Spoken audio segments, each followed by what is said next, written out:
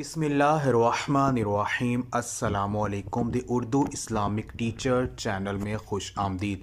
मैं उम्मीद करता हूँ कि आप तमाम लोग अल्लाह तबारक व तआला के फ़ज़ल व करम से खैर व आफ़ियत से होंगे।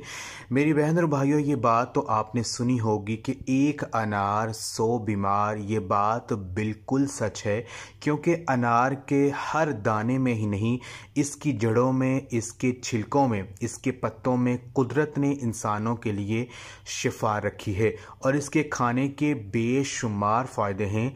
दोस्तों, अल्लाह तबारक व तआला ने अनार में इंसान के लिए बेशुमार बीमारियों का इलाज छुपा रखा है। आज की इस वीडियो में हम आपको बताएंगे कि अनार खाना कैसा है, ये किन किन बीमारियों के लिए शिफा है और अनार खाने के क्या क्या फ़ायदे हैं और किन सूरतों में ये नुकसानदा साबित हो सकता है, और वो कौन से लोग हैं जिन्हें अनार नहीं खाना चाहिए वरना इन्हें बहुत बड़ा नुकसान हो सकता है।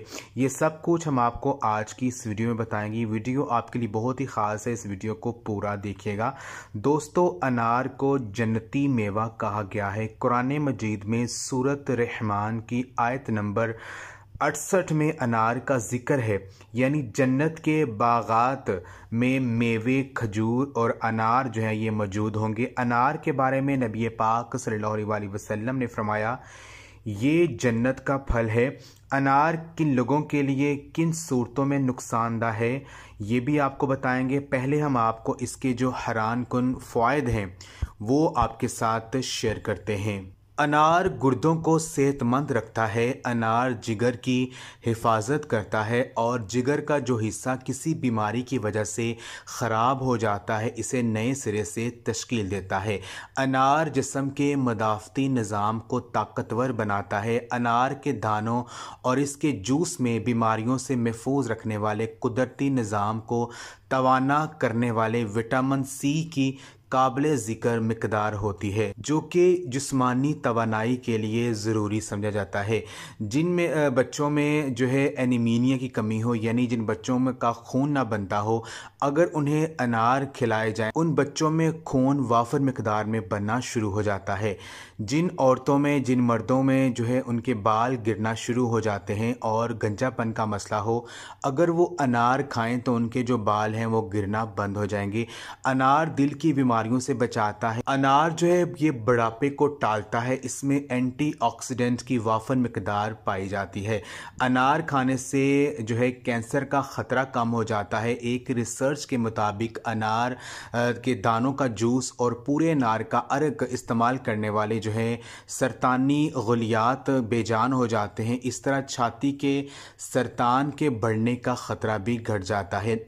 जिन लोगों को भूलने का मसला हो, यानी यादाश्त कम हो, यानी जल्दी को चीज़ भूल जाते हों, अगर वो अनार खाना शुरू कर दें तो उनका दिमाग जो है बहुत ज़्यादा तेज़ हो जाएगा और उन्हें भूलने की बीमारी जो है वो ख़त्म हो जाएगी। अनार जो है ये यरकान में मुफीद है, यरकान को ख़त्म करता है। अनार जो है ये तपदक के जो मरीज़ हैं उनके लिए बेहतरीन ग़िज़ा है।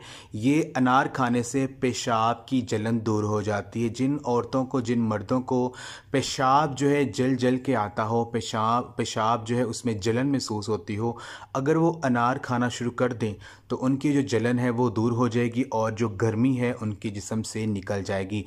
तो ये अनार जो है इसके बहुत से फ़ायदे हैं। अनार को ज़रूर खाएं क्योंकि ये हमारे जिस्म के लिए शिफा है। जैसा कि अनार खाने के बहुत से फ़ायदे हैं, वैसे ही अगर इसे गलत तरीके से इस्तेमाल किया जाए तो ये नुकसानात भी दे सकता है।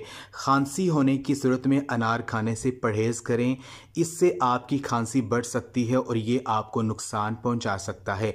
इसी तरह कुछ लोगों को अनार खाने से एलर्जी हो सकती है, वो भी अनार खाने से बचें। अगर ये एलर्जी के मरीज़ अनार खाना चाहते हैं तो पहले ये अपने डॉक्टर से मशवरा करें, फिर अनार खा लें। इस तरह ऐसे लोग जिन्हें एसिडिटी यानी तेज़ाबियत का मसला हो, उन्हें भी अनार नहीं खाना चाहिए। अनार की तासीर ठंडी होती है और इससे खाना सही तरह से हज़म नहीं होता और इससे तेज़ाबियत यानी एसिडिटी की परेशानी जो है वो हो सकती है।